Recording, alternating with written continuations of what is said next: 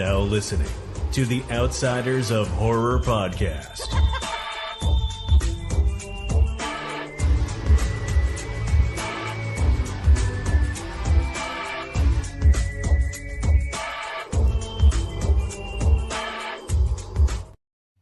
Hello, everybody, and welcome back to the Outsiders of Horror, episode 87. We're going to discuss Renfield and all sorts of shit to talk about. I am Andrew Fay, along with my pistol-level co-host, Mr. Brian Farmer. What's up, baby? What's going on, man? You already know that dude is a pistol. Holy shit! Oh man. Let's jump right into that pistol. Why is pistol funny? How about you tell me, because you're the one that brought it up. Well, there was this new documentary on Hulu about Aaron Carter, and I heard that there's somebody that I know is going to be in this documentary. So I'm watching this documentary, and I'm waiting for this guy to pop up. When he finally pops up, and he's just about as white as can be with his button-down shirt and just really getting in the conversation. And he calls Aaron Carter, he's just a real pistol. He was a real pistol on this. And then that was about all I saw out of Mr. Brian Farmer here. We had a previous discussion about him getting interviewed with Hulu for this documentary, and they talked to you for like 45 minutes, something like that. Man, I was there for fucking 2.5 hours, man. I'm still waiting on that fucking burrito they ordered me. Still waiting. And then the final outcome was you calling Aaron Carter a pistol. Listen, they asked me so much shit, dude. They literally had fucking 4 pages of like questions, like just full of shit. Like they sent the fucking Escalade to pick me up from the hotel, brought me at the set. I'm over there fucking in makeup, getting all pretty and shit, right? And then they're like, all right, hey, we're gonna run through just a couple like fake questions, and they were like just you can kind of get into the rhythm. I'm like, cool, all right. And then they were like, all right, yeah, now we're gonna get into the real shit. So, did you know he was a drug addict? I'm like, what the fuck? Like, yeah, man, it was wild. They interviewed me for a couple of hours, and then they had me doing like a bunch of reaction shit to like clips of him in my show and stuff. And I don't know, like they didn't use it, but it was all good. So I don't know, but yeah, the thing they liked the most was when I said, yeah, that guy was a real pistol. And I've never seen your head bobble so much. Like, yeah. Yeah, I was like, yeah, you would have thought I was all banged up. I was like, yeah. I've never even seen you wear a button-down shirt before. That's the first time I've ever seen that. Where did the wardrobe come from? Did you pick that out? Yeah, man. Yeah, I had to bring that. I'm not really big into the fucking interview style clothing of today's fucking documentaries. So yeah, I just grabbed my greatest fucking white guy attire and head over to New York. And no hat too. That also threw me off too. Last time I saw you without a hat, you had your body painted for the TV show dude. Dad. Dude, I had a fucking hat on, and they were like, you know what? Do you mind taking it off? And I was like, do you mind if I keep it on? Probably wish you probably had a fresh and shaven head for that, huh? Yeah, I mean, I'm over here fucking, looking like fucking Sideshow Bob, and wasn't feeling that too much, but yeah, but whatever. I'm in it for 40 seconds. At least they have that clip of me with my back of my fucking head directing on camera. That was something. Yeah, the intro of the whole documentary. There's the back of Farmer's head.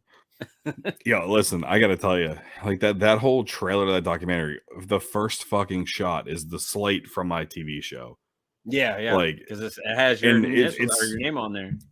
Yeah, dude. Listen, it was very fucking misleading because it looked like I directed the documentary, because it looked like Aaron was talking in the documentary, not talking on a TV show. Yeah, how crazy is that? Like, you filmed that for the show, and then it looked like he was doing that for the documentary about his own death. Like, it was. Yeah, it was pretty wild. They used that they did it for clickbait. That's why they did it. They did because the documentary itself was boring as shit. and it was rushed, and they had nowhere to go. So, like, not even to toot my own fucking horn. Like, this is what they wanted. They wanted my material for this fucking purpose, and they wanted to craft it. They craft their whole trailer of what the documentary, like, oh, this is what's gonna be about. Where it's like Aaron Carr talking about his truth. Like, no, motherfucker, the documentary wasn't about that. I wrote that shit. That was me. Right. Like, yeah, there's always two sides to a story. Yeah, Hulu, you didn't write that shit. That was me. Like, when I saw that trailer at first, I was like, these motherfuckers stole my shit. I was heated. I was fucking mad. I was pissed. Yeah, I was mad, man.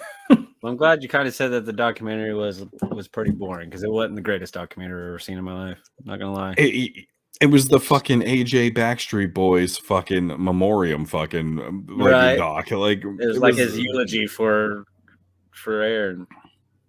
It was like a bad Dare ad. Like, I didn't like it. Right, exactly. Like, straight up was a Dare ad. Like, dude, I was expecting. I guess I don't know what I was expecting, because I'm so in tune for like his real life. You were expecting more of an in-depth thing, but they were just kind of buried him the whole fucking time. Yeah, and like I know of, and I've met a bunch of these people that are like that are in his life and like in that circle that are bad, essentially, into some people's eyes, and like they didn't even fucking drop, like they pulled the wool over all that. They just skipped over a bunch of that. Yeah, like it was a total puff piece. Oh my god, the darkness. What just happened to your lighting? I don't know. It's the ghost, apparently. Jesus. I hope a light comes back on. There's somebody standing behind you. That's the perfect lighting for that right now. Don't say that. Right over your left shoulder. If you need to click a little light on, you can go ahead, brother. Yeah, I'll do that. You entertain the people. I'll be right back. Okay. There he is. Hey, and the light's back, and he's not murdered. Yeah. It's a good sign. It's a good sign, I know what everybody was thinking, that the outsiders couldn't afford their light bills, but we're good. But what the fuck triggered that? I don't know, Aaron. Sorry, bro. I hear you talking shit. Yeah, but like, no, dude. Like, overall, this documentary was not what I thought it was going to be. It didn't touch on really anything. It was a puff piece. That's what we call it, a puff piece. Gotcha. Shit was puffed. Like Puff Daddy. Well, other than that, how's it been going, brother? Fucking living. Let's see. Terra Films, they just sent me the cover art for Waking Nightmare. Oh yeah. With our former guest, David Naughton. Check out that episode. It's posted. Yep. Diane Franklin, the episode that never aired. Yeah, because there was nothing to air from that episode. Yeah, that thing was, oh man, talking about fucking trying to salvage something. Holy shit. There was nothing to salvage from that son of a bitch. No, that was tough. That was tough. But that's coming out, it looks like, right in the beginning of fall. I don't know where it's coming. I know it's going to Tubi. So don't you worry, all my that's the Brian Farmer landing spot. When it's funny because Blue Call, had a good little DVD release, went around, and then fucking ended up on Tubi 2 years later, and then here we are going straight to Tubi. Going straight, skipping the middleman, going straight to Tubi. Skipping the middleman. We here, baby. We here. So that Waking Nightmare, you've been talking about that for years. It's finally, I'm glad to see it's finally coming to fruition. Yeah. It's the post took a long time to kind of get it to a good spot where it wasn't rushed. And there was a lot of other things that happened with that picture that we had to put on hold anyway. But yeah, we made a deal relatively fast once we got off our ass and started to fucking make moves. So yeah, it's have you seen the final product? Yeah, I've shown a couple people, and they think it's the best thing I've ever done. I think it's up there, but it's good. It's a good movie. It's good. But when you say it's good and do the bulldog face, it's good. It's good. We'll see. We'll all be checking it out on Tubi, sir. That's right, Tubi. You know what? We're gonna do a watch along here on fucking YouTube for free. Watch is getting shut down, and they say because the filmmaker said that you can't fucking watch this shit. I'm gonna report you, motherfucker. I'm like, wait a minute, the filmmaker's right fucking here. Yeah, Lying sacks of shits. Yeah. You know, maybe we've been itching to do a fucking YouTube live again. Maybe we'll do a fucking watch along if they don't flag us. Do a watch along. You just got to connect the YouTube people to be like, hey, I made this movie, so we're allowed to stream this. Okay. Yeah. We'll do a disclaimer video of me walking down the street. Hello, YouTube people. Just so you know, I'm the one that created this fucking thing, so don't flag. Do not shut us down. Yeah. No. Motherfuckers. Yeah, I mean, other than that, I've just been working on some other film shit. Kind of getting involved with this fucking Tiger King project, and then oh yeah, the Tiger King, the last king, baby. That, and then that TV show group that I made, the Aaron Carter thing, we've been approached by a couple of people about rewriting and turning it into a feature. So okay, yeah, that's I can see. Yeah, I can see that. Yeah, it's not a bad idea. No, TV is very tough, but traditionally it's always been film first, TV second. This time we were just trying to, trying to create our own fucking path here and try to do it like the opposite. But I don't know, just a lot of people involved in that. Maybe if we did a film that would have better like Tribeca type of fucking vibes for like, especially with like what it's like the concept and all that stuff. So yeah, we're gonna see what happens. But there's a lot of people involved in this one, so we will see. Oh hell yeah! Well, hell yeah! Getting out the basement, baby. What's new with you? I have to comment that I love your shirt. Yep, Christy's back. Got this at Frightmare this past weekend, which I'll get more into Frightmare in a little bit. But yeah, I had to pick me. I was at the booth, and I was like, you know what? I need me a Christy shirt, and then I need to wear it on the show. It's very nice. It's a nice shirt. It's nice. Makes me look a lot buffer than I am, and like Buff Bag will eat your heart out. You know what I'm saying? Yeah. So that's the slim fit European cut. I see. All right. Right, Michael Scott, baby. That is, yeah. What's new with you? What's new in the land of Fago? Well, this past weekend there was that little event called Texas Frightmare Weekend that farmer was supposed to be there, but then he decided not to be there. So now this year you just get to hear me talk about it. Sorry about your bad luck, folks. Oh damn. But no, I mean, where do I begin? The new location. I love it. I love the new location. Like the people that have complained about it, they're just because they don't like change. And I thought I was gonna be one of those people because I loved having the all in one spot. You got the hotel and everything's in the basement. But no, this worked out great. And there were so many people. I was like, this is gonna be a jam-packed shit show. No, the way it's designed, everything was spread out. Like you had room to walk around. You had multiple levels of shit going on, and it was fantastic. And I was at the Texican Court right across the street, literally right across the street. I played Human Frogger a couple times, but for the most part, I would actually go to the crosswalk like a person's supposed to. Yeah, like an adult. Yeah. Right.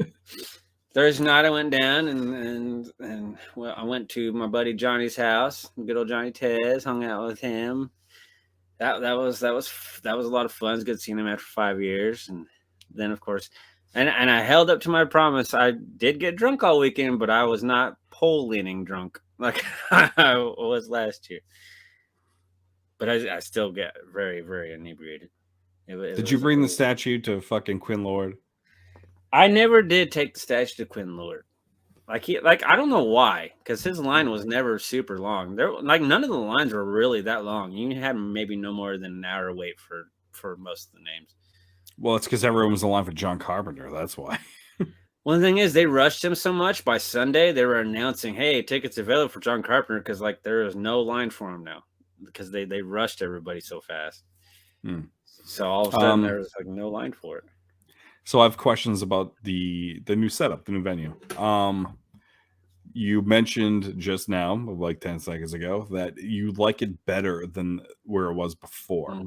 So you don't like you don't miss the convention downstairs and being able just to go upstairs, go to your room, chill out, then come right back downstairs. You don't like. That's the thing I miss about it is the convenience of that part, but this also gives a bigger feel to where you're having to walk around. Like I said, I was fortunate enough to get the hotel right across the street, so it was pretty convenient for me if I had to run to the room and whatnot.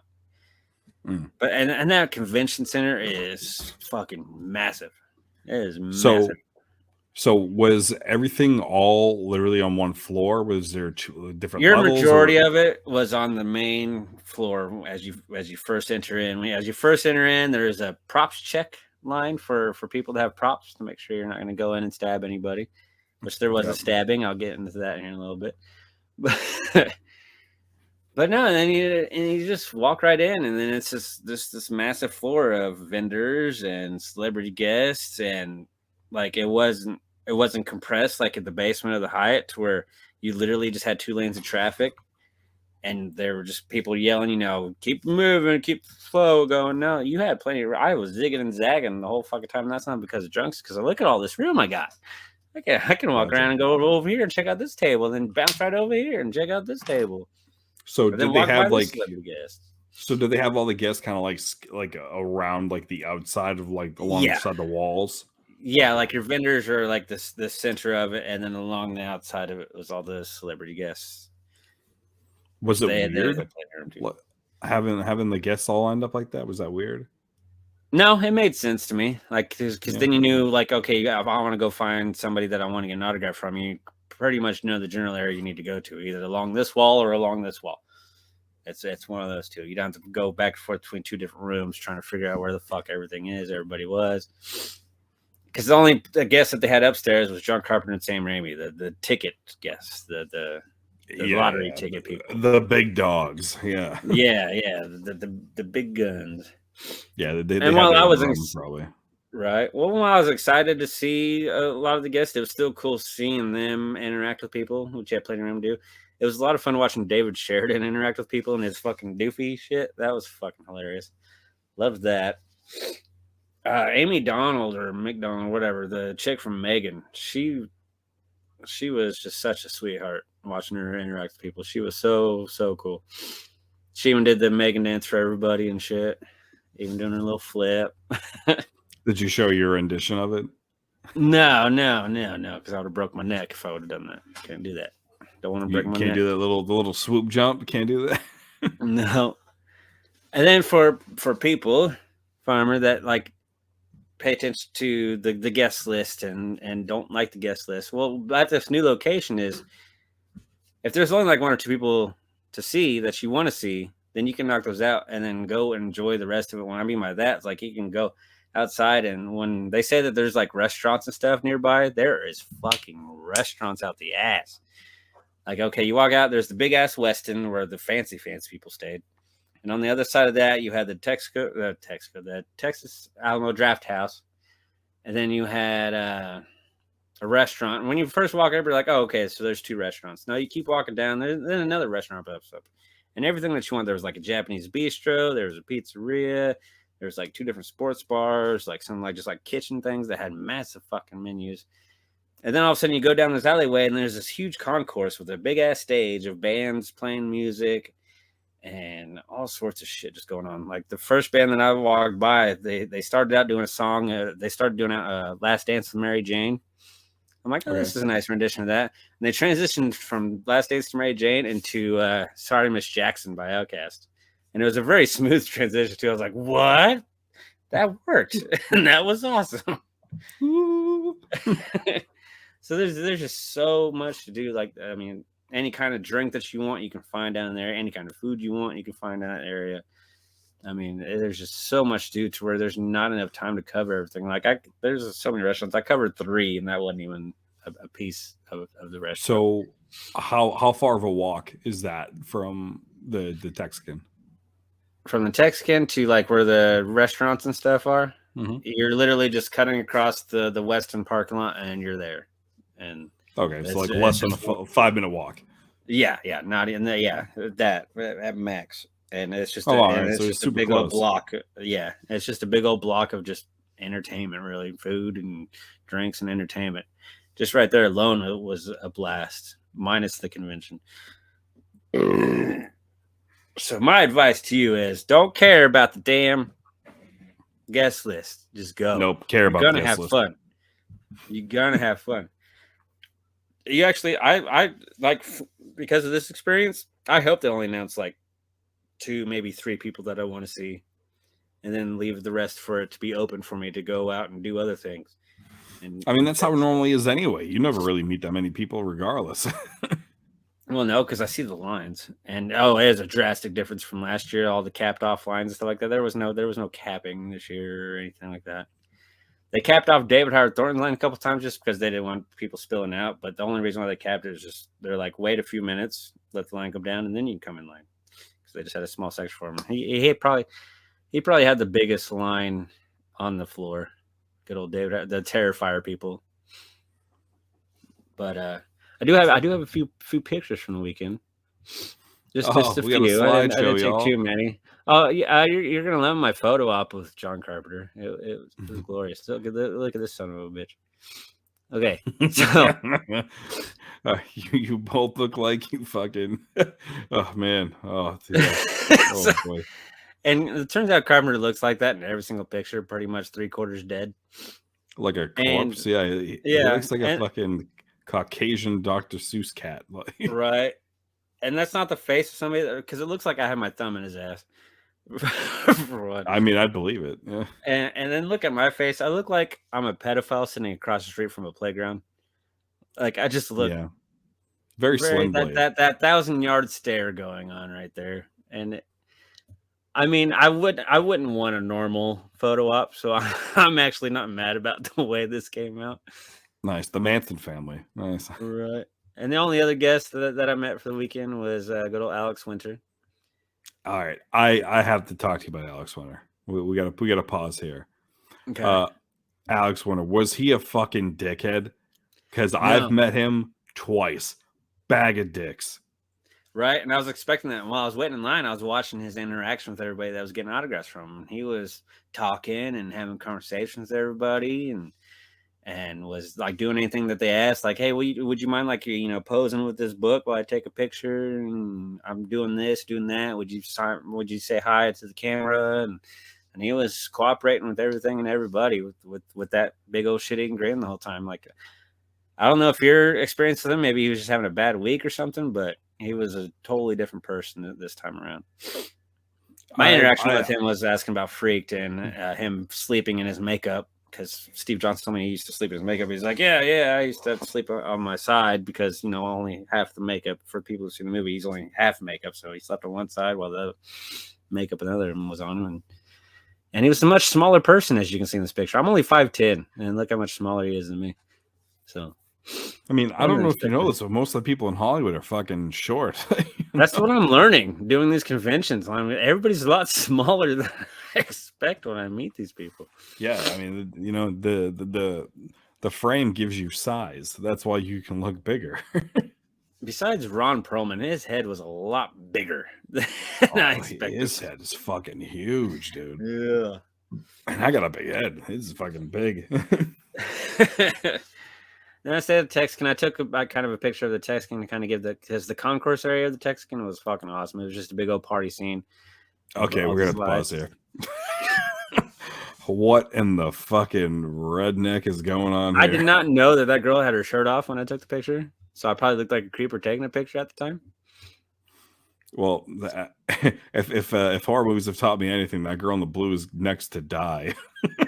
Oh yeah, because her face is blurred. Yeah, I was trying to be quick about taking the pictures, and then there's probably smudge all over my lens and stuff. But yeah, I was just trying to take a quick picture to show somebody that I'm like, hey, this is a good environment down here. It's a lot of fun. This was Saturday night.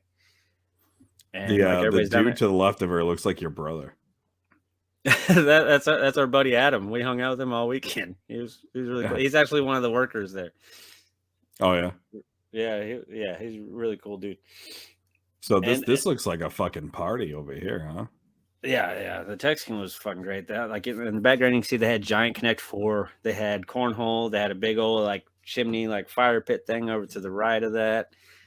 I mean, that thing's massive. And this is just one area. If you go over in the back on the other side, they have a pool, and it's like a whole new area with a pool and a bunch of places to hang out and stuff. It was a pretty cool hotel. The rooms were weird. It was very Colombian fucking drug lord type rooms. Like it felt like the drug deal was going on in every single room. But Nice. I'll make sure to But bring cocaine next year. it was a cool ass place though. It was a fun hangout, and people were partying all night to where the Texican eventually shut off all the lights. But did that stop anybody? No. Everybody just still kept partying. There was still enough lights for everybody to just keep going. Oh, they turned off the lights, dude. Yeah, and we kept going to this next picture. It's the same night. Don't remind how bright it is. It's the same night. These me and my buddies, the Strickland brothers. This is 8:00 in the morning that same night. We were the last three standing out of everybody out in the out in the area, still drinking, partying at 8 a.m. I'm like, oh shit, I better go take a nap. But these kids were cool as shit. We ran into them many times last year, but I actually got to stop and talk to them. Twin brothers, one's gay, one's straight. So I'm like, you guys have a total sitcom right there. And they're like, well, we're talking about doing a YouTube channel about the different lives of these twin brothers. So I'm like, that'd be fucking perfect. They have a YouTube channel, Secret Life of Horrors. I feel like I met the kid with the hat. Yeah, I'm sure you have. Like he was around a lot last year. He was around us quite a bit, but I just never got to stop and talk to him last year. And I got to great couple dudes. They're pretty hilarious. It was fun. I was partying with them and the fan club that night. The fan club. You've been great. Oh man, the fan club. There's three of them. The fan club is not a fan anymore. They're just like, "Hi, Andrew," and that was about it. And I was like, "Oh, you're not a big fan anymore." Okay. You know, because you haven't been doing the content, man. You know, you've been slacking for a long time. But you're yesterday's news. But there's been enough Outsiders content where I got stopped not once, not twice, but 3 times. People recognizing good old your boy here. I mean, it was very awesome, flattering. One of them asked where you were, and I said, being a bitch, staying home. He didn't want to come down. It was baffling. The first one that stopped me, I was like, "What? You're one of the 5 people that watch our shit?" You know, thanks. Yeah, I was like, "Thank you very much. That's very, very nice of you." Said something like, you know, they like our style. The second person was like, it's like hanging out with a couple of homies. So the third one was just walking by and just pointed and said, "Outsiders." I was like, "Yes." I said, "Yes." And then I just kept walking. Yes. Oh, yeah. Yes, me. That was an awesome moment. I'm trying to think of other moments. See, Friday night, they all kind of blurred together, but because it was just a lot of going to the cons, hitting the restaurants and the bars, going back to the Texican, partying there. And it was just a great time, bunch of great people. Even the night that there was a stabbing at the Texican. Well, outside Do you of the have Texican. details about the stabbing? From what I understand, it was about 3 a.m. on Friday night, so early Saturday morning, technically. And I go out to smoke, and I see a bunch of the lights flashing and stuff like that. So I'm like, I wonder what the fuck that's all about. And then the next day, I find out, hey, did you know there was a stabbing at the Texican last night? I said, what? And it turns out, from the story that I understand, somebody was still in their cosplay, walking down the street, maybe drunk in their costume. I don't know what they were dressed up as or whatever, but apparently they looked intimidating. And some other pedestrian was walking down, probably not a part of the con, got scared, stabbed a dude in the cosplay. Like, straight up, like, stabbed him. I don't know if the dude survived. I don't know how he's doing. But I guess he was laying in a pool of his own blood on the street corner right in front of the Texican. It's crazy fucking shit. So, word of advice to people that go to these cons, don't walk around at 3 a.m. holding your fake knives and stuff like that, because you're going to scare the shit out of people and you're going to end up getting stabbed. Don't do that. Moral of the story, don't be stupid. But I was wondering, like, what the area would be like if it'd be full of, like, homeless people walking around and stuff like that, because we have that problem in Wichita, Kansas. Like, we have a cool downtown area, but it's also littered with, like, homeless people all over the place. This place was very clean, it was a very nice place, and everything was in walking distance. Like, even if you don't get one of the hotels that are right next to it, there's a Marriott that's literally an extra, like, 4 or 5 minute walk that's right there, and And there's so many sidewalks, crosswalks, everything that you want. And it's an awesome new location. Texican next year. Yeah, Texican or the Westin are definitely the ones that you want to stay at. Texican for sure. Just look at that party environment. It was fucking awesome. Yeah.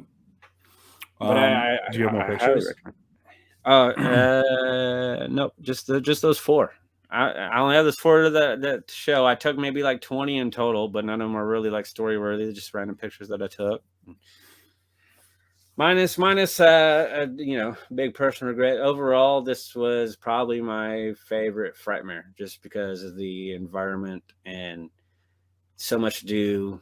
You didn't have to sit there and like, oh, I don't know what to do. I'm gonna go take a few more laps down on the floor just because there's nothing else to do. Now there's plenty of options to go do whatever the fuck you want and mingle with as many people as you want. Have any kind of food that you want, any drink that you can think of.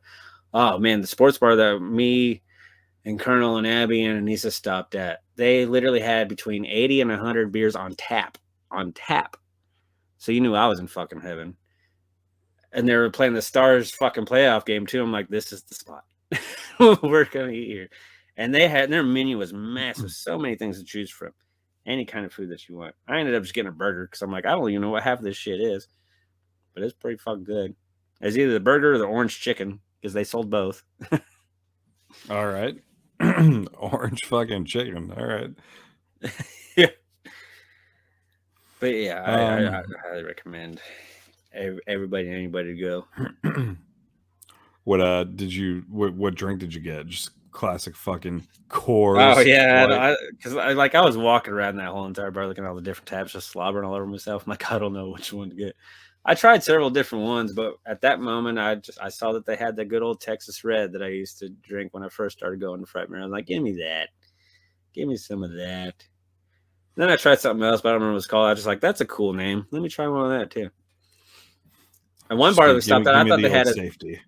I thought they had a drink called The Thing. So I was like, oh, give me The Thing. And she's like, what? I was like, give me The Thing IPA. And then it turns out it was actually a very long name. So like the name above it was actually part of the name. It was like something, The Thing. I was like, oh, that's the name of the drink. All right, well, give me that anyway. Give me the long drink. Give me that. Yeah. That was probably the worst place. I don't remember which place that was, but the service was slow as fuck and took forever. But very cool. Yeah. Very many things. There's so many more things I need to explore next year, just in that entertainment area alone. And I definitely want to check out the Draft House because it is literally right fucking there. So. Why don't you go into the fucking screenings that they had? They probably held them over there. They sold out in like 2 fucking seconds when they put them on, and I was at work. Plus, I had plans that Thursday night. I was going to go hang out with Johnny, so. And I've already seen The Thing, and they live. So I was like, I've seen these movies. They're all right. Boo. Boo. Quick little Q&A with Mr. John Carpenter on both of them. And he revealed that did you go to any of the panels or no? No, I meant to go to the one that had like all the different monsters and creatures and stuff. So it had Megan, it had Sam, it had Wishmaster, it had Crypt Keeper. Like they did a panel like those, like, legendary monster people or just legendary icons, stuff like that. That was the one I really wanted to go to, but I just completely spaced it because I was just so busy running around trying to figure everything out. And riding the escalator because I like escalators, so I kept riding the escalator like a child. I'm like, ee. What pickups did you get for the people at home? A fuck ton of movies, like 15, 16 of them. There's a whole bunch in the stack. I'll save those for another day. And then I got, all the movies. I've already watched all the movies, and a lot of them are blind buys and they're gems. I would suggest Vinegar Syndrome for sure. But I'm sorry, you said you bought 16 movies and you've already watched them all? Yeah. I did. Well, all the ones that I've seen. There was a few that I already seen in the pile that I didn't watch, like Cloak and Dagger and Dolls and something else. But I watched this movie called Ninja in the Claws of the CIA. It's from Vinegar Syndrome. It's a martial arts movie. And it's very weird. Like, this dude's trying to do his martial arts while he's getting a blowjob from a chick, and he has to concentrate. And It's a very good movie. It's a cinematic masterpiece. I definitely recommend that. 5 stars. Yeah. And then there's this movie that's also from Vinegar Syndrome called Undefeatable. Like, it's been known in the past on the show that my favorite like bad movie of all time is Troll 2. Well, now it's no longer Troll 2. Now it's this Undefeatable movie. It is like the best, worst movie you'll ever see in your fucking life. I absolutely love it. And it's on 4K through Vinegar Syndrome, so I highly recommend checking that out.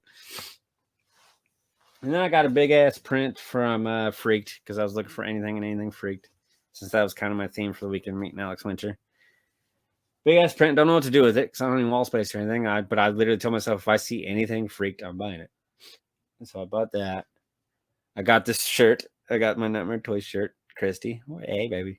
It was good seeing Christy in String and just running into many familiar faces. And then I got this hat, actually. They Live hat. They Live, We Sleep hat.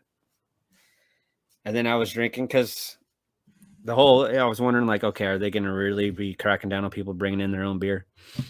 They were not. You can still have your duffel bag full of beer. They're not checking that. They're just checking your weapons. Just bring a koozie to cover up, because the only beer that they're selling inside there are like, like their local beers or their imports, stuff like that.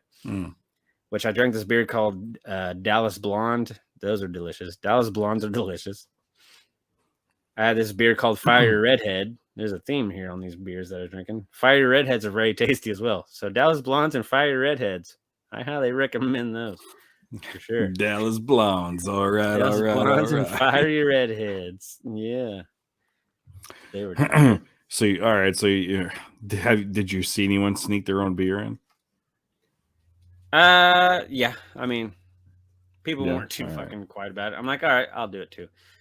And then I forgot that my bag would be shaking around. So when I'd actually pull out my can while I'm walking around checking out vendors, I'd open up and just spray all over the place. I'm like, I swear I bought this here. Fuck. But nobody. So if you're bringing a backpack, do they check your backpack at all or no? No. Like I said, there's tables for people that are walking in with like their big machetes and stuff like that. They're checking all those props, but they weren't checking bags or anything like that. All right. So I can still sneak a fucking 6-pack of cans in there. All right, now we're talking. The only negative thing, because like before the doors open, everybody just clusterfucks together and just pours in. They actually like form a line of like maybe 5 or 6 people wide, and it goes all the way out to the parking garage and shit like that. I'm like, all right. So I waited. I was like, I'm not gonna get in line. I'm just gonna wait for the doors open and just let people pour in, and I'll just walk in myself. Well, I'm waiting. It's doors open at 6. 6:15 goes by. The line's still rolling. I'm like, where the fuck's the end of this? So I start walking towards the back of it, going through the parking garage. I'm like, all right, I'll stay in here. Surely the line's coming up. Another 15. This is 15 minutes. This is 30 minutes later. That's a long time. People still pouring the fuck in. I'm like, oh my God. And I'm looking for the end of the line. I'm like, where the fuck is the end of this line? 6:45 rolls around. The line is still fucking pouring in. I'm like, oh my God, I need to get in here. So I just started walking towards the back. I finally find the end of it. It took me an hour to get in after the doors opened. It was fucking ridiculous. Bet you won't make that mistake again. No, I'll get in line. And then VIP had to wait a little longer because they were checking all the VIPs like weapons and bag checks and stuff like that. So see, bag checks. You just fucking said bag checks. For VIP at the beginning, but then they stopped doing bag checks after that because they realized that I was just going to hold up the line. They're like, well, we'll just risk it. If someone wants to shoot up the place, it's going to fucking happen, I guess.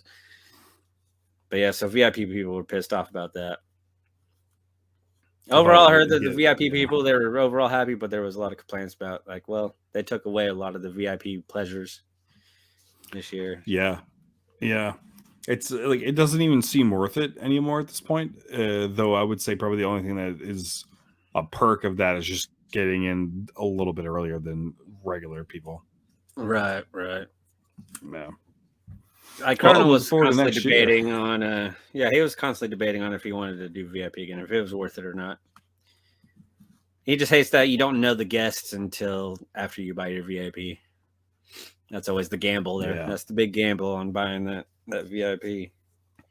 But see, like, I feel like people who had VIP who really, like, for, like, the John Carpenter thing, I feel like a lot of those people got fucked. I don't know if they did or not, but I feel like they might have. Well, seeing how easily it was to be able to get his autograph on Sunday, I mean, yeah, that's kind of a fuck thing. I don't know about Sam Raimi. I don't know if his took the whole weekend or not, but Probably not. and my John Carpenter autograph did not turn out good. I forgot to have Colonel like prime my paint pen, so it looks like just a scratch. No. Yeah, Where you gotta show me? Where is it? it's I'll get. Go get it. Go get it.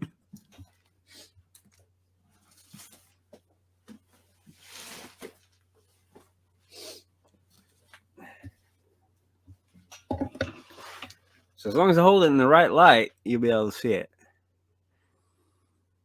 Can you see it across the body there? Yeah, the fucking.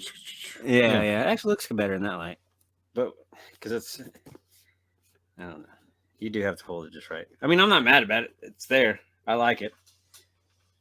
But the paint pen, I wanted it was supposed to be bright blue, and it just looks like a chicken scratch across it. But yeah, so yeah, Farmer, you will be there next year, correct? Correct. Add a kid before even knowing the guests. You're going. Did I Before sell even you knowing on the it? guess. There's plenty to do. There's lots to see. There's lots of people to do. So there's plenty of options.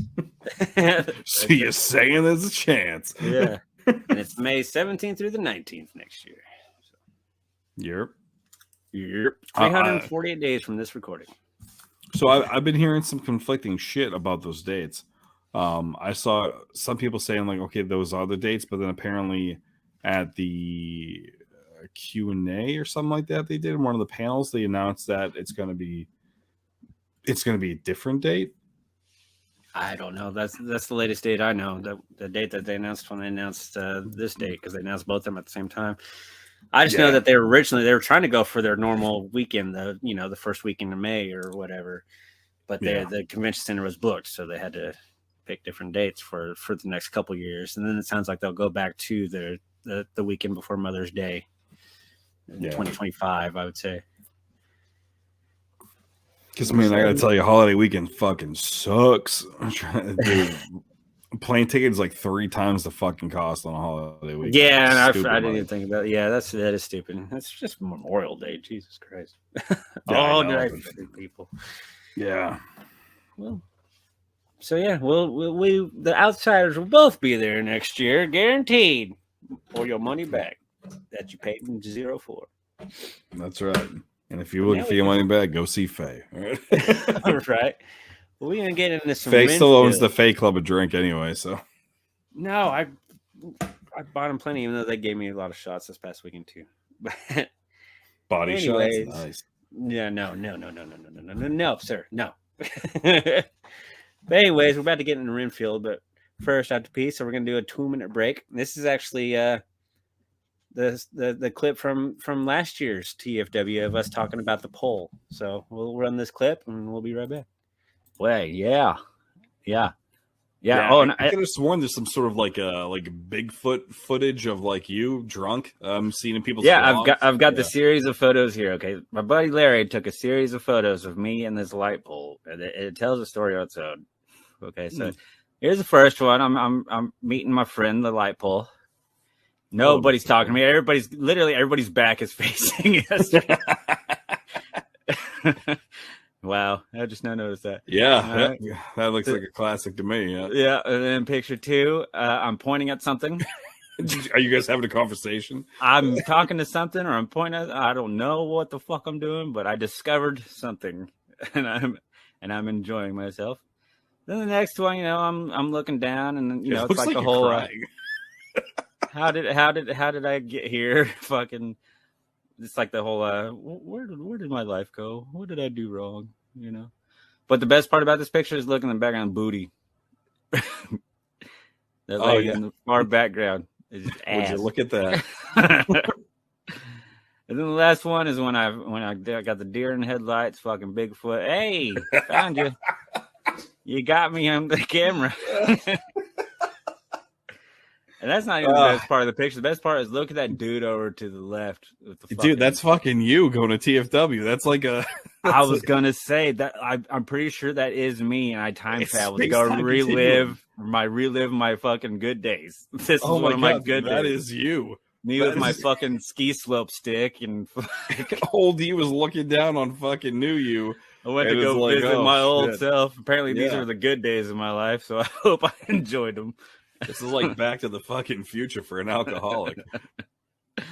Yeah, that was that nice little series of pictures that Larry captured for me. That was interesting. So now, and there we are back. And that was the conversation last year. Me leaning against the goddamn pole. And that was before we knew they were going to change locations. Otherwise, I would have taken more pictures with that pole. But I knew a person or two that reenacted those pictures. So be looking for those on social media.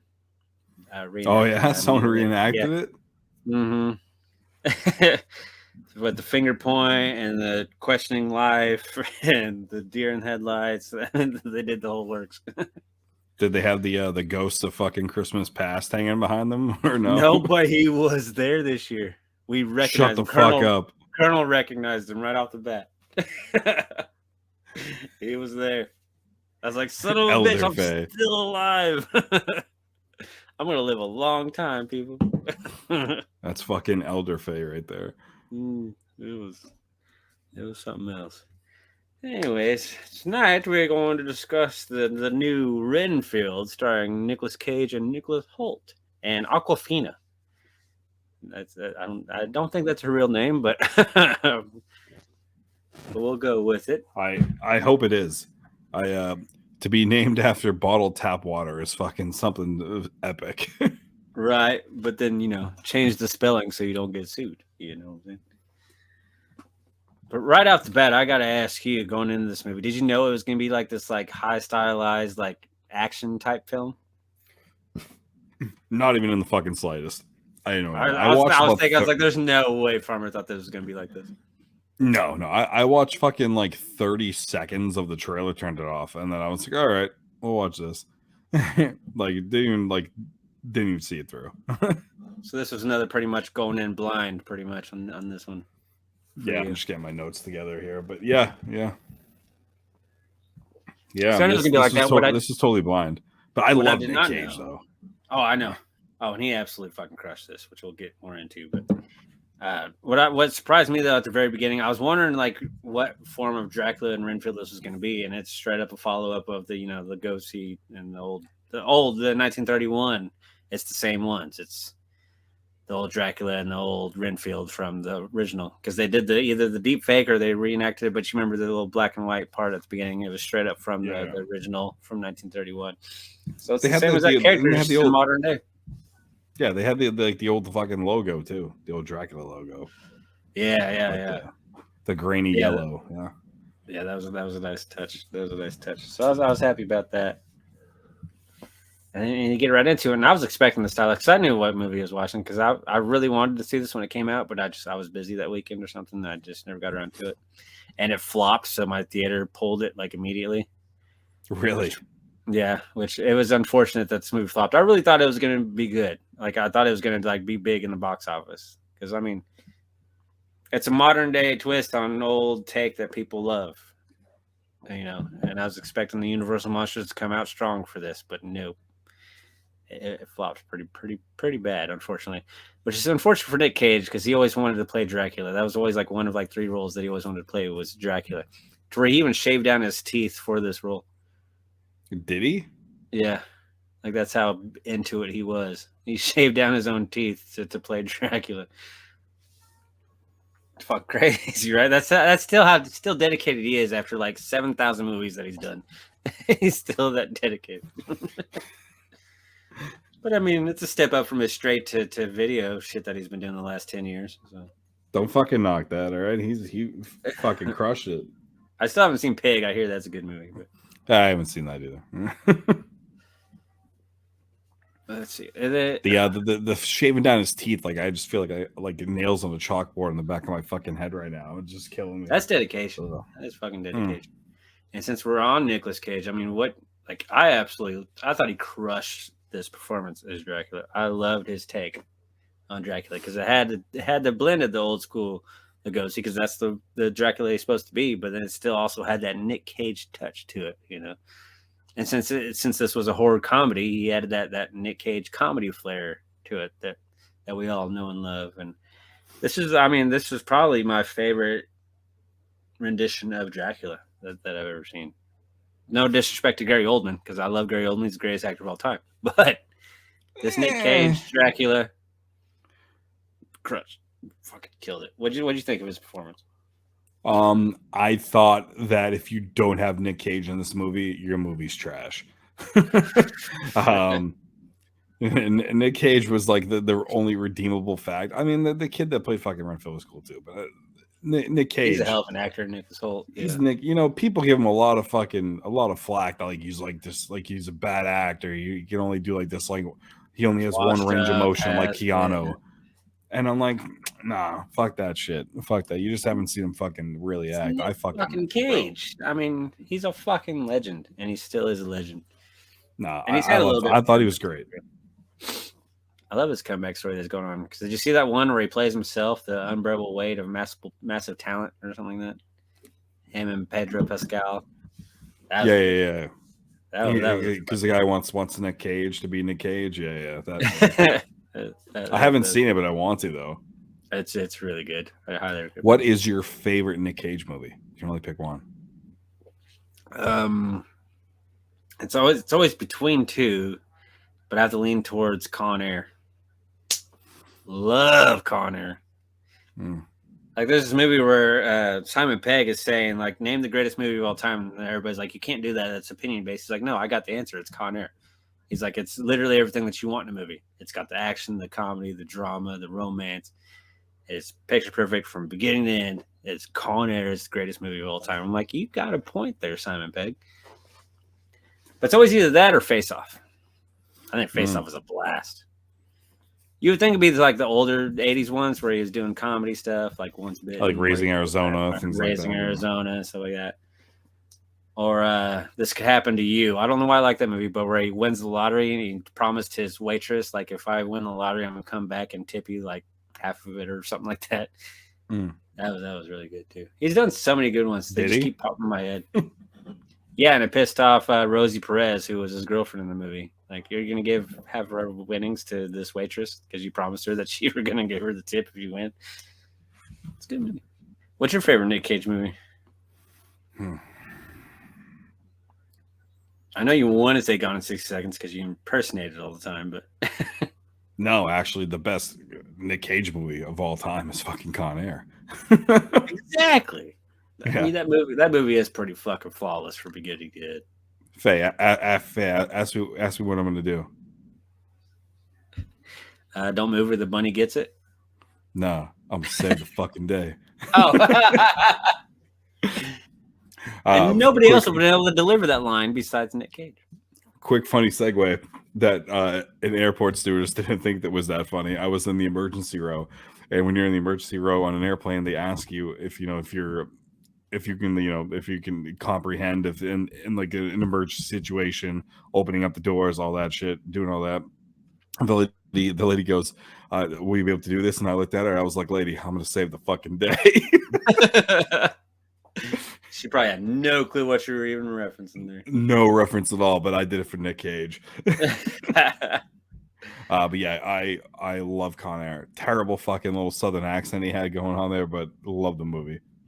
Yeah, but it was a southern accent with the Nick Cage flair. He reminds me of like Christopher Walken, to where there's no duplicate of Nicolas Cage. I like when Cage is outside and the sun hits his face and he's like, right? Small little shit like that in the movie just fucking makes the fucking movie. Yeah. Or at the end where he's trying to give the bunny to his little daughter. Sorry, it's a little dirty. You know, if this was, you know, you'd be like Cyrus the Virus without the fucking brain power. Yeah, we wouldn't get far if I was in charge of that fucking plane. That was a hell of a cast, though, too. Yeah. Steve Buscemi, Dave Chappelle, Trejo. I mean, good God. Steve Buscemi is supposed to be like the most deadliest person on the whole entire fucking plane. Are you fucking kidding me? And he ends up having a tea party with the little girl in the pool. Yeah, he's a fucking cannibal. But anyways, back to Renfield. Yeah, back to Renfield. Con Air review. Con Air 10 out of 10. There you go, people.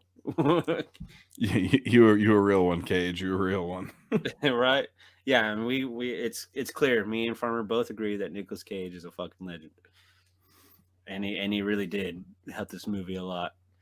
But what about the other performance? Like Nicholas Hoult, I thought he was really good as Renfield because I always loved the character Renfield in the original. Like he was my favorite character in the original 1931 Dracula because he was very that creepy, like that laugh, which Nicholas Hoult did it a couple times in the movie. I'm like, nice touch. Thank you for doing that. Thank you for doing that laugh.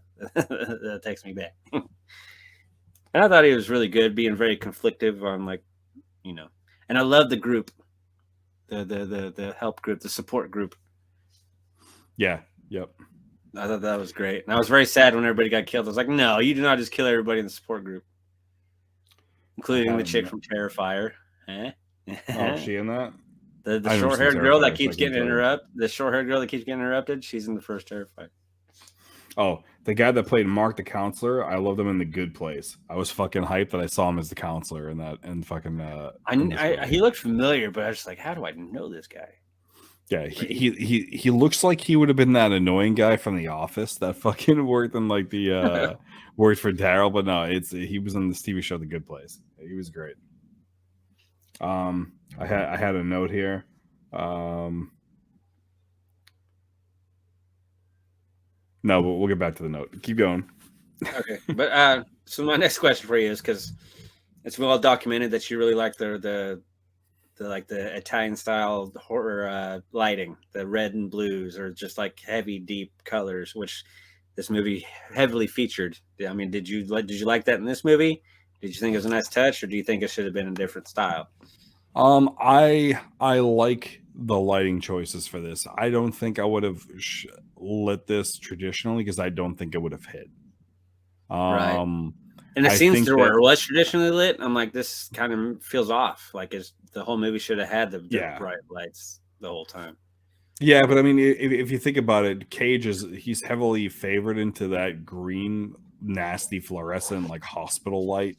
Right. Like that's like he's in like that lighting a lot. Like that's kind of like where he lives in that, and then it's like Renfield and other people live in like the normal bright poppy side of the world. But his is always like those gross like greens.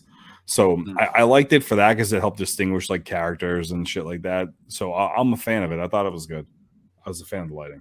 And too. Which phase of Nick Cage do you like? I liked it when he was slowly like healing to where he had like the ear up here and he was all like deformed and shit. So actually, he was still able to fucking express Nick Cage through all that makeup and was just fucking crushing it during that scene. I loved it. Yeah, this was actually my note that I was holding on to come back to it. My note says the makeup is fucking sick. When he's all mangled looking, he looks like Faye's ball sack. I'll never look at my sack the same way again. I'm just gonna see Nick Cage fucking tell me to drive faster or something. Yeah, I thought the practical effects, as far as like kind of like on him, I thought were fucking sick. I loved it.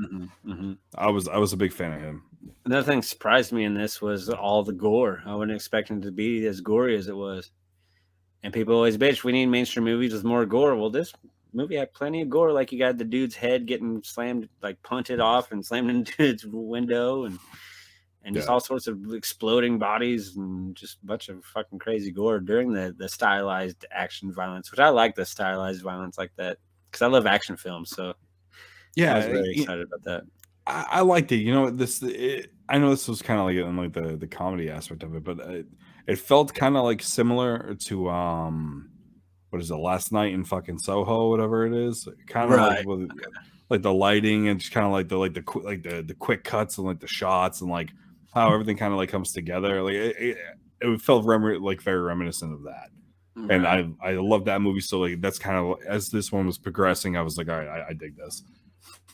Now with Awkwafina's character, I was hit and miss with Awkwafina's character. For one, I learned with Awkwafina's character is that I kind of have a little bit of an awkward crush on Awkwafina. She's got this cute little hunched over Asian thing going on. I'm like, and then the smoker voice. I'm like, there's something about you. But like her Shut character, the fuck up. Yeah, no, it was a fuck you, Kyle. Yeah, fuck you, Kyle. Yeah, so many fuck you, Kyles. Poor Kyle.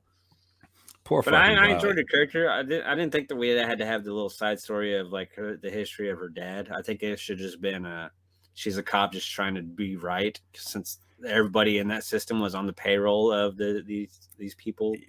Yeah, it's like they were stealing from John Wick, like for Right. like that. Looking Like, for motivation when there really didn't need yeah, to be motivation, especially on like her part.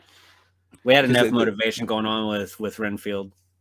yeah, I mean they were trying to build up the subplots, but Yeah. like they were trying to do like the A, B, and their C story, but I didn't think they needed to do that because I just thought like the overall direction of where it was going made more sense. I felt like them doing that kind of took away from having this is all police force paid off by the crime family. I was like, And then yeah, just did you decided have they did. who was your second favorite character next to Nick? I kind of like Ren- the main villain, the one that's trying to impress his mom, and then ends up becoming a badass towards the end. Yeah. Well, you can just call me Teddy fucking Lobo. Yeah, Teddy Lobo. There we go. When I paused it, it said his name was Tedward Lobo. I'm like, it's Teddy Lobo. So I love it. He just keeps seeing his own fucking name like in third person. He's fucking crazy. My best line of the movie is I've got a prescription for this shit as he throws the cocaine in the cop's face. Yeah, that cop was hilarious too. The fucking fat cop. He's that dude's been in so much shit. That guy. Yeah, I know. He's been so many. He was in the discount double check commercials. Remember those? Yep. Aaron Rodgers. And he was in. Yeah, and he just randomly appears in so many different movies. Which he's a funny dude, but I can only see him being a side character. But yeah, he was great. A moment that I really got a kick out of, and I don't know why, but it was the welcome mat in front of Renfield's apartment. Because there's the whole lore to where you can't invite a vampire can't go into your house unless he's invited in. Well, how he got into Renfield's apartment was because of the welcome mat that said, "Welcome, come on in." Yeah, that tickled me really big. I was like, "That's fucking great! I love that." I'm gonna kind of just like segue into something like the negative shit. Yeah, like, by no means is this film perfect. Well, no, it was not. I felt like a lot of the writing was redundant and mostly with the jokes because a lot of these jokes didn't fucking land, and like they were trying to be like dumbed down jokes for the audience's sake. But I think that today's like cinema goers are like way more fucking savvy. And I don't know. Cinema goers are people that are passionate about cinema because cinema is dying these days. So the people that are going to the movies are people that are passionate about fucking movies. Well, that's what I mean. We're not as stupid as we used to be when we're going to the movies. Yeah, I mean, just some of this writing is sloppy. I wrote down. Which is crazy because the director was, he's done a lot of big comedies in the past. I don't remember which ones, but I just know that he did a lot of big comedies. Yeah, but he wasn't the writer though; he just directed it. Right. Isn't that the McKay or whoever the fuck is? Yeah, I'm talking more so on like the writing aspect. The writing aspect, yeah. I mean, some of it was really good and creative, but then some of it was like that's an obvious fucking insert joke here moment. Yeah, I mean, like for instance, the whole scene with the drug dealers when he's looking for Mitch, the guys are telling fucking Renfield that he's the hitman. If they were expecting a hitman, why weren't they fucking strapped? Or better yet, why didn't they fucking leave? Because they kept fucking saying he was the fucking hitman. If that was the case, why weren't they trying to fucking shoot him up? Or why didn't they just fucking get out of Dodge? To me, that's a case of sloppy writing. Right. Where the dialogue is shitty. The dialogue makes no sense. Yeah, I got you. I mean, I like the overall idea of this movie, though, where it's just a straight-up popcorn flick. Like, let's go have a good time at the movies, popcorn flick, with Dracula and a bunch of gore and some comedy, because you got Awkwafina and Nicholas Hoult and Nick Cage. All three of them are very funny in their own respect, What did you think of Awkwafina's character, though? To circle back around to her. I mean, overall, I thought her character. Do you like Awkwafina at all? Like, I'm sure you've seen her in other stuff too, right? Yeah, I mean, I'm not gonna go out of my way to fucking, go watch her greatest hits or anything, but I mean, like, and she didn't really kill it for me. I wasn't really a fan of Aquafina. Am I wrong, or is she one of those people that got her start through YouTube? I might be completely wrong on that, but I feel like she was somebody that got her start on YouTube. I don't know, but you might be right. I don't know. I'd have to. I think she's one of those JoJos of the world. One of those JoJos of the world that got their fucking huge fame through YouTube. I could be wrong, but I think she's hilarious. I loved her in the Jumanji movie and stuff like that. I'm a fan of hers. I did like the cast overall. I thought this was pretty well casted. Even the evil mother, the head of the mafia family. I thought she was good. But I mean, of course, when you have Nick Cage in the movie, he's going to take top bill, and it's the reason why, because he's Nick fucking Cage. She was not on YouTube. No. Oh, okay. Yeah, you know, she was actually like actual trained. She was in fucking Crazy Rich Asians. Oh, I never watched that movie. I don't know why I felt like she was a YouTube thing. No. Because she just came out of nowhere. That's why I thought. And I think she's hilarious and cute. I like Aquafina though. My negatives for the movie though, yeah, I didn't like the random little side stories that didn't have a conclusion or a happy ending. That was kind of weird. Like it threw off. Like I said, I love this whole popcorn flick vibe, and doing that tried to make it more of a serious film. Like, no, you're kind of ruining the vibe that I got going on here. Let's fucking have Renfield eat some bugs and go ape shit on some people, and which that was a weird touch. The Renfield's powers are through eating bugs. I didn't know how to feel about that. Yeah. It's there. Like it's I mean, you said it, popcorn flick. That's it. Yeah, popcorn flick. Yeah. I mean, this movie's not to be taken serious whatsoever. No. It's the movie would have suffered dramatically without Nicolas Cage. I mean, yeah, that was brain casting. I remember when we heard about this casting, everybody was like, "Oh, Nick Cage is Dracula? That's fucking horrible." Blah blah blah blah. Turns out, I mean, he made this movie good, in my opinion. Like, obviously, I didn't have a good time with this movie. It obviously has its flaws, but I did not regret spending the $20 to rent this movie. Which, for you listeners, me and Farmer paid $20, and come to find out, this Friday, by the time you hear this Friday, you'll be able to watch it on Peacock. Great. For the worst part, I paid the $24 and bought it. Oh, you paid the extra $5 to purchase it, huh? Yep. So now I own Renfield.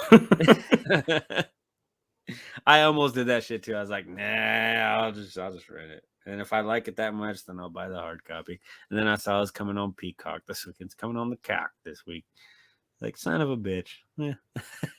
It works though. So now we're just nice advertisement. So Renfield, available on Peacock on June, whatever Friday is. First weekend of June. Oh wait, this is the first weekend of June. Second week. Second week. Whatever. It's gonna be on Peacock by the time you hear this, motherfuckers. Or it's about to be. The cack. We'll do overall. Usually I write down my little pinpoints. I came into this completely free, and I'm glad I did. But overall, I wasn't bored with this movie. It immediately caught my attention with the beginning, and then Dracula being fried. I was like, God damn! And then watching him heal over through the thing, and all the little inserts, all the callbacks to the original 31, and great performances. I thought there was good performances across the board in this movie. It's just unfortunately some of the stuff that was written for them. You can be the best actor in the world, and it's not going to come across great. But overall, I did have a good time, and I did focus the whole time, because watching movies at home, for me, it's hard for me to stay focused without having to pick up my phone or something like that. But I did stay focused and was wondering what was going to happen next, especially when Nick Cage was on screen, because I wanted to keep analyzing his performance and all the different things he was doing and all of his mannerisms as Dracula. And I loved every second of it when he was on the screen. I loved all the big stylized action violence. I loved the gore. Some of the comedy was a miss, but a lot of the comedy did tickle my funny bone too. But overall, I mean, I give it an 8. It was a fun popcorn 8 for me. All right. I mean, what can I say that already has been said? I'll piggyback off him. You guys already know what I think about my negatives for it. It doesn't get that high of a rating for me on this one, unfortunately. I love Nick Cage, but this gets a 5 on Teddy fucking Lobos out of 10. You know, I will gladly accept a 5 from you because that means you liked the movie. The years we've been doing this, I learned 5 means a solid watch when it comes with Farmer. Yep. Sometimes a 5 from people are like, don't check it out. Sometimes, though, but with Farmer, 5 means check it out, like he used to do. You know, from Joe Farm Riggs. It's my ghetto version of Joe Bob Riggs. Check it out. Check it out. Well, very good, sir. I would say what we're gonna watch next week, but I'm not sure. But Faye doesn't fucking know. I would know, but I might be in Colonel Studios next week for the episode, so we'll see. I heard through the grapevine that we were, the assistants were calling the studio, and I saw in my email that we were covering Arena by fucking full moon. Not yet. Not until you get that beautiful box set. And then now you're frozen. Good timing on that. But while you become unfrozen, I do know what we're gonna watch next week. And I'll wait for you to get back in here. You're completely frozen. I can't hear a damn thing you're saying. I got to do some editing in this episode. There you are. Wait. Yeah, I'm okay. back. Okay. So, because there is a movie that I really want to do, but I want to do it while I'm at home. So since I'll be on location next week, most likely, I want to do the movie that we were going to do several years ago, but we just never got around to it. I want to do Tusk. Good old Kevin Smith. It's available on Max, not HBO Max. Now it's Max. And I want to know Farmer's negative opinion on it. And I want me and him to argue with it, especially since I'm going to have an audience with me next week. And you have to watch it, sir. The days of the 4s do not exist anymore. When I bring up a scene, I need you to know exactly what the fuck I'm talking about. And we're going to watch Tusk. I think this is why there was a big hiatus several years ago, because I said, let's watch Tusk. And then 2 years later, we finally brought back the Outsiders of Horror. And this is because I looked to my left and it's right here. So we're going to do Tusk next week. Kevin Smith. Finally get to talk about my dude. And dust up on your Kevin Smith knowledge, because that will be brought up too.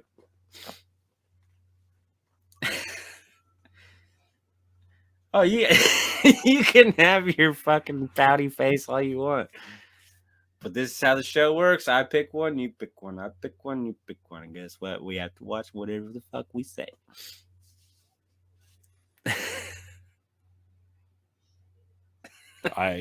I think I speak for the viewers when I say what I'm about to tell you.